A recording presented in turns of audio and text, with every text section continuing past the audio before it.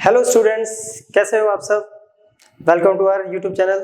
तो आज हम फिर से इलेक्ट्रोस्टैटिक पोटेंशियल और कैपेसिटेंस की एक और लेक्चर वीडियो लेके आए हैं। इस लेक्चर वीडियो में हम बेसिकली कवर करेंगे किसी भी कंडक्टर का बिहेवियर जब हम उसे इलेक्ट्रिक फील्ड में रखते हैं।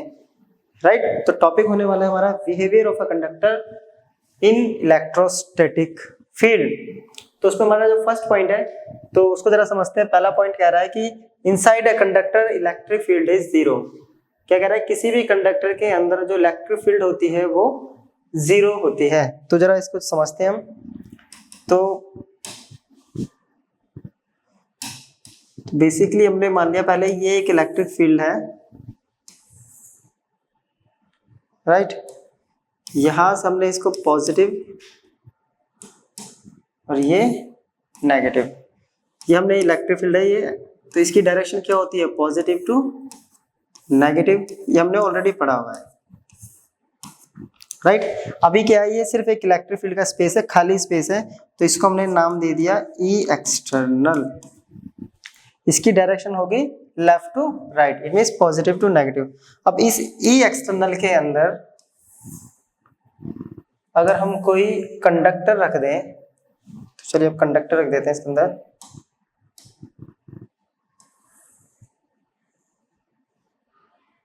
ये रख दिया हमने conductor, right, positive negative.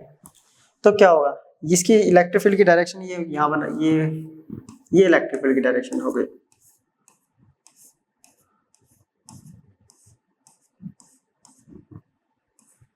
Positive से नेगेटिव की तरफ,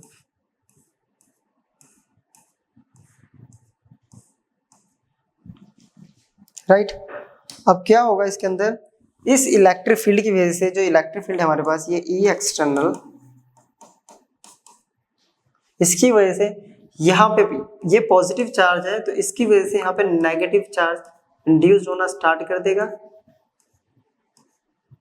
और इसके ऑपोजिट एंड में हमने पढ़ा था इलेक्ट्रोस्टैटिक इंडक्शन में, इसके ऑपोजिट एंड पे इसका opposite charge, it means positive charge induce होना स्टार्ट कर देगा, राइट। और ये चार्ज कब तक इंड्यूस होगा, जब तक इसकी जो इलेक्ट्रिक फील्ड की डायरेक्शन होगी ये पॉजिटिव टू नेगेटिव,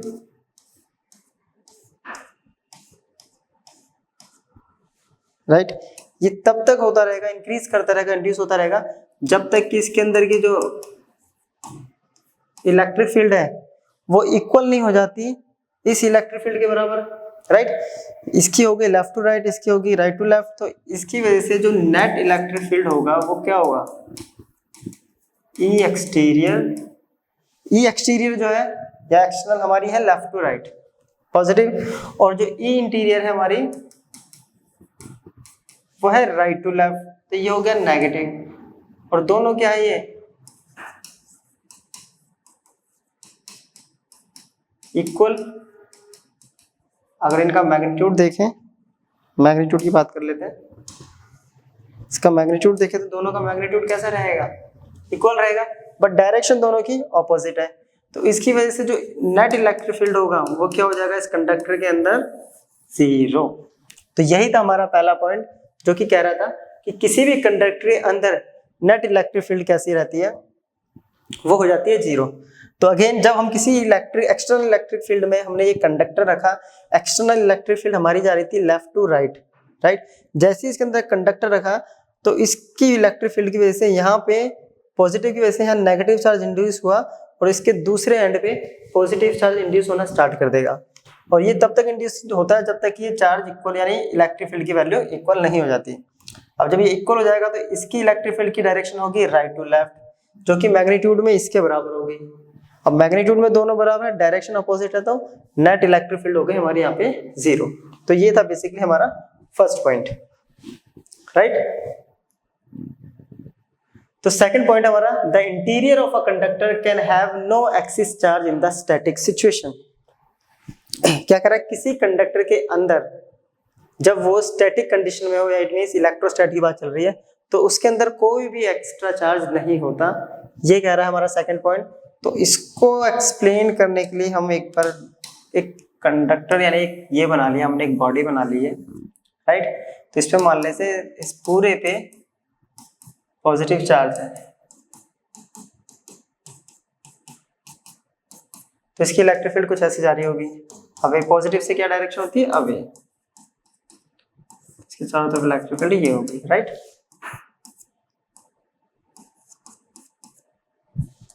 अब हम यहाँ पे क्या करते हैं, तो इसको एज्यूम करने के लिए ये हमने लेट कर लिया है एक गॉसियन सरफेस इसके अंदर, राइट। ये हो गया अपना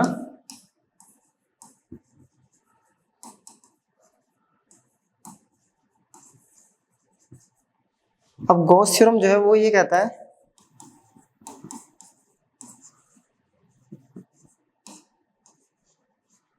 कि flux equals to Q upon epsilon not या EDS, राइट, क्लियर। फ्लक्स क्या होता है हमारा, अब इसमें से कोई भी हम एक कंडीशन ले सकते हैं, जैसे कि हमने पीछे पढ़ा कि कंडक्टर के अंदर इलेक्ट्रिक फील्ड जीरो होती है, या तो जीरो इलेक्ट्रिक फील्ड कर देते हैं, या दूसरा हमने पढ़ा हुआ है फर्स्ट चैप्टर में कि किसी भी कंडक्टर के अंदर क्लोज सरफेस के अंदर जो फ्लक्स की वैल्यू होती है, इनसाइड है कंडक्टर, फ्लक्स की वैल्यू जो होती है वो होती है जीरो। फ्लक्स होता है अपने पास जीरो, तो Q अपॉन एप्सिलॉन नॉट हो गया हमारा जीरो के बराबर। यहाँ वैल्यू पुट कर दी, तो Q की वैल्यू कितनी आ गई, जीरो। तो यही हमारा सेकंड पॉइंट कि किसी भी चार्ज, किसी भी कंडक्टर के अंदर कोई एक्स्ट्रा चार्ज नहीं होता, तो ये हमारा प्रूफ हो गया है, राइट। इसी प्रॉपर्टी की वजह से, इसकी वजह से, और जो पीछे वाली जो हमने प्रॉपर्टी है, इसी पॉइंट की वजह से हम लोग क्या करते हैं, इलेक्ट्रोशील्डिंग को पढ़ते हैं, इलेक्ट्रोशील्डिंग करते हैं, वो आगे हम टॉपिक को एक्सप्लेन करेंगे। इसी की वजह से हम जो लाइटनिंग होती है तब बादल गरजते हैं, तो उससे हम बच सकते हैं सिर्फ इस फिनोमेना की वजह से। चलिए नेक्स्ट पॉइंट है, electric field just outside a charge conductor is perpendicular to the surface of the conductor at every point.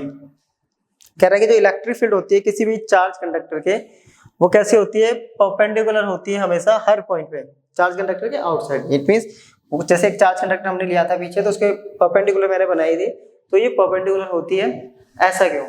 तो पहले हम ये पढ़ते हैं कि परपेंडिकुलर नहीं होगा तो क्या होगा, देन हमारा उसके अकॉर्डिंग हमें आंसर अपना मिल जाएगा। तो बेसिकली जब इलेक्ट्रिक फील्ड को अगर हम किसी एंगल पे फॉलो कराते हैं या एंगल पे अप्लाई करते हैं, इलेक्ट्रिक फील्ड किसी एंगल से क्रॉस कर रही होती है किसी बॉडी को, हमने जैसे उसमें किया था फ्लक्स में, तो उसके दो कंपोनेंट बनते हैं वहां, एक बनता है E cos थीटा और दूसरा कंपोनेंट बनता है E sin थीटा। अपने को क्या कह रहा है, परपेंडिकुलर, ठीक है।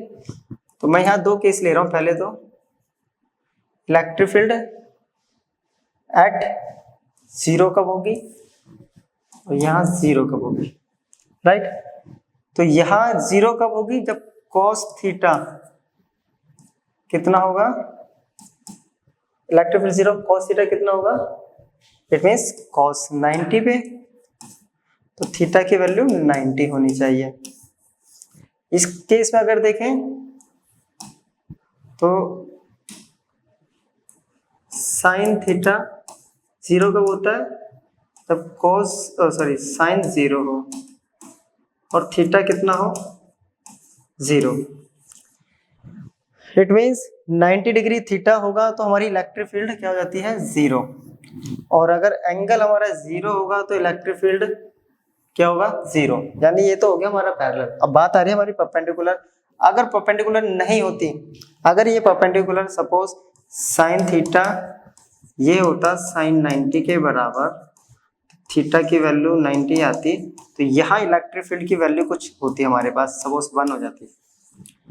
अब जरा एक बात समझते हैं, अगर इलेक्ट्रिक फील्ड होगी तो क्या करेगा, वो इलेक्ट्रिक फील्ड की वजह से वो जो भी चार्ज उस बॉडी के ऊपर है उस पर फोर्स लगाएगा, राइट। और फोर्स लगाएगा तो वो चार्ज मूवमेंट में आ जाएंगे, यानी वर्क डन भी करेंगे, चार्ज मूव करने लग जाएंगे।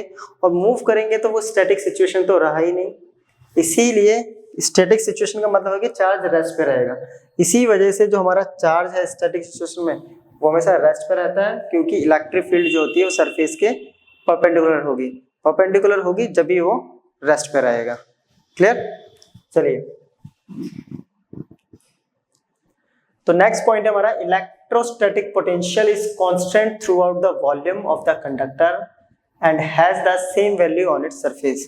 क्या कह रहा है कि जो पोटेंशियल की वैल्यू होती है किसी भी कंडक्टर के वॉल्यूम में वो सेम रहती है और कांस्टेंट रहेगी, राइट, सेम वैल्यू रहेगी एंड कांस्टेंट रहेगी। तो उसको एक बार देख लेते हैं। हमने पढ़ा है किसी भी कंडक्टर के लिए E इक्वल टू जो होता है वो माइनस dV/dr होता है, राइट। और ये बात कहाँ चल रही है, वॉल्यूम। तो वॉल्यूम का मतलब हो गया इनसाइड द कंडक्टर, और inside the conductor electric field होती है 0। तो dV/dr हो गया अपने पास 0। तो यहां से dV की वैल्यू कितनी आ गई, dV का मतलब 0, change in volume, change in sorry potential. और चेंज इन पोटेंशियल अगर 0 है इट मींस कि पोटेंशियल की वैल्यू जो है हर पॉइंट पे सेम है। सेम होगा तभी तो चेंज कैसा आएगा, 0, और 0 आएगा तो यही हमारा ये पॉइंट बोलता है कि जो पोटेंशियल होता है वो कांस्टेंट रहेगा और सेम रहेगा। कांस्टेंट है, सेम है, तभी तो चेंज इन पोटेंशियल 0 आ रहा है, राइट। तो ये थी हमारी नेक्स्ट प्रॉपर्टी। नेक्स्ट है हमारी कि electric field at the surface of a charge conductor is proportional to the surface charge density. Electric field जो होती है किसी भी चार्ज कंडक्टर पे वो डायरेक्टली प्रोपोर्शनल होगी सरफेस चार्ज डेंसिटी के। तो चलिए इसको देखते हैं फिर से। गॉस थ्योरम, हमारा गॉस थ्योरम क्या कहती है कि flux equals to Q upon epsilon not equals to EdS, right. अब Q को हम लिख सकते हैं सिग्मा इनटू एरिया अपॉन में एप्सिलॉन नॉट, ये हो गया EdS। E से E कैंसिल, डेल्टा S से डेल्टा S कैंसिल, तो E इक्वल्स टू आ गया sigma upon epsilon not, right. Epsilon not हमारे यहाँ पे आ गया कांस्टेंट।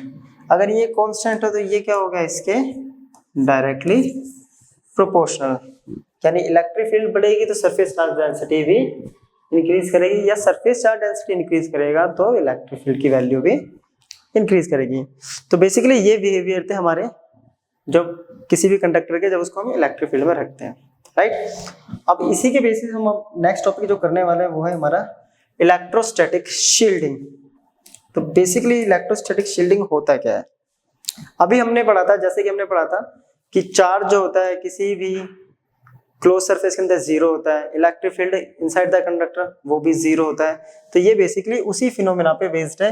इसका हम बेसिकली जो है ये एक फिनोमेना है जिसमें हम एक्सटर्नल इलेक्ट्रिक फील्ड से प्रोटेक्ट करते हैं किसी भी पर्टिकुलर रीजन, स्पेस या किसी भी डिवाइस को, ठीक है। किसी भी डिवाइस को, किसी भी रीजन को हम जब एक्सटर्नल इलेक्ट्रिक फील्ड से बचाना हो तो उसे हम क्या करते हैं, शील्ड कर देते हैं।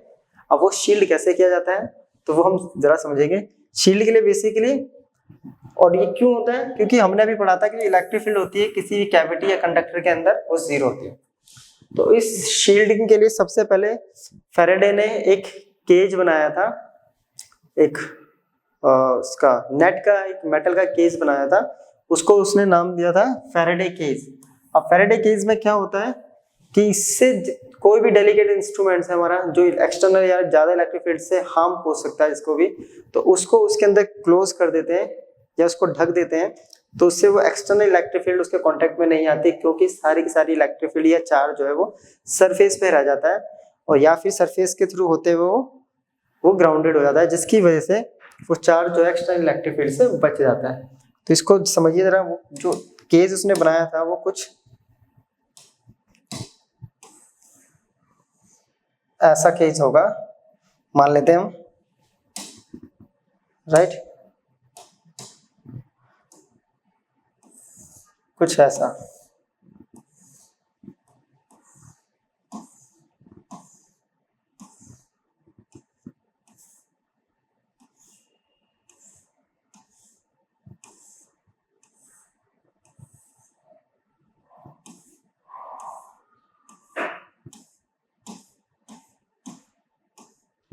कुछ ऐसा केस होगा। अब इस केस के अंदर अगर हम किसी भी इंस्ट्रूमेंट को लाइक हमने रख दिया रेडियो या कोई मोबाइल फोन रख दिया, तो उसकी वजह से जो सारा का सारा चार्ज होगा, वो सारा का सारा चार्ज होगा वो यहाँ पे रह जाएगा इसके सरफेस पे, इसके सरफेस पे, जिसकी वजह से इसके अंदर बाहर से कोई इंटरप्शन नहीं होगा। या ये कह सकते हैं कि जो रेडियो हमारा या एफएम हमारा या हमने जो मोबाइल फोन रखा उसके सिग्नल्स वीक पड़ जाएंगे इस केज की वजह से। तो इससे क्या हुआ, हमने एक्सटर्नल फील्ड से इसको प्रोटेक्ट कर लिया, ठीक है। तो उस फिनोमेना को कहते हैं हम इलेक्ट्रोस्टैटिक शील्डिंग, राइट। तो ये हो गया हमारा इलेक्ट्रोस्टैटिक शील्डिंग। इसको बेसिकली आप घर में करके देख सकते हैं।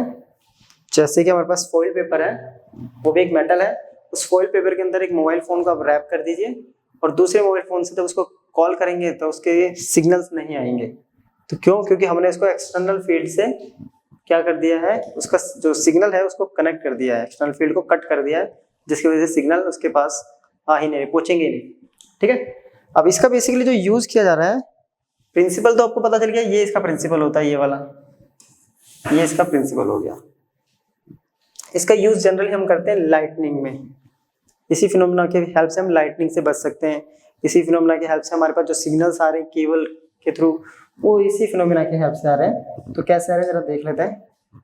लाइटनिंग के अंदर क्या होता है, जब थंडरस्टॉर्म होता है तो लाइटनिंग होती है। लाइटनिंग वो इतनी पावरफुल वैल्यू होती है उसकी कि अगर उसके कांटेक्ट में कोई भी बॉडी आती है तो वो उसको क्या कर देता है, वो बिल्कुल उसको ब्लास्ट कर देता है। तो उससे बचने के लिए क्या करना चाहिए, ओपन ग्राउंड में घूमने से बेटर है कि आप किसी क्लोज मेटेलिक सरफेस के अंदर चले जाइए। क्लोज मेटेलिक सरफेस, अब कार बस तो है ही अपने पास, उसके अलावा अगर कोई मेटल का ड्रम है तो उसके अंदर आप इजीली बैठ सकते हैं उसको अपने ऊपर करके। तो उससे क्या होता है, तो मैंने जो एग्जांपल लिया वो कार बस का लिया है। आप क्या कर सकते हैं कि जो मेटेलिक बॉडी होती है वो इलेक्ट्रोस्टैटिक शील्डिंग प्रोवाइड कर देती है लाइटनिंग से। क्यों? क्योंकि हमने पढ़ा है कि इलेक्ट्रिक फील्ड होती है कैविटी के अंदर, वो जीरो हो जाती है, सारा का सारा चार्ज सरफेस पे रहेगा, सारी इलेक्ट्रिक फील्ड सरफेस पे रहेगी, जिसकी वजह से वो सारा वहां से ट्रांसफर होके ग्राउंडेड हो जाएगा और जो भी इसके अंदर है वो सेफली बच जाएगा, राइट। तो इस फिनोमेना को हम यूज कर सकते हैं किससे, लाइटनिंग से बचने के लिए। दूसरा अपने पास है एक और एप्लीकेशन मैंने लिया है इसका, ये कोएक्सियल केबल। अब कोएक्सियल केबल क्या होता है, तो कोएक्सियल केबल में एक आउटर कंडक्टर होता है, वो ग्राउंडेड होता है, उसकी हेल्प से हम इलेक्ट्रिकल सिग्नल को शील्ड करते हैं। अब कोएक्सियल केबल पहले समझाता हूँ मैं, देखिए पहले, शायद तब आपको याद आएगा, फिर मैं बताऊंगा होता क्या है।